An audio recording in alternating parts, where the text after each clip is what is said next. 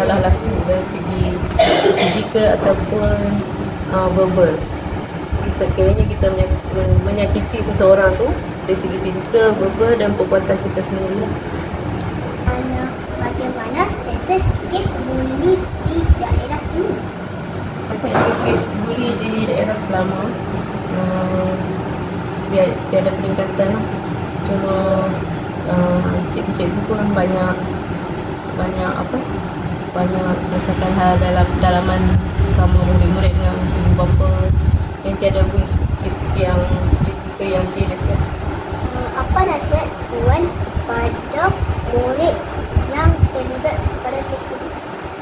Nasihat saya pada murid yang terlibat kes buli, hentikanlah.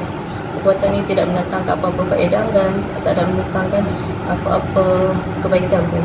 Ianya salah satu kesalahan jenayah dan tidak patut dilakukan oleh sesiapa pun. Terima kasih Puan atas pengkongsian pada hari ini. Ya, sama-sama.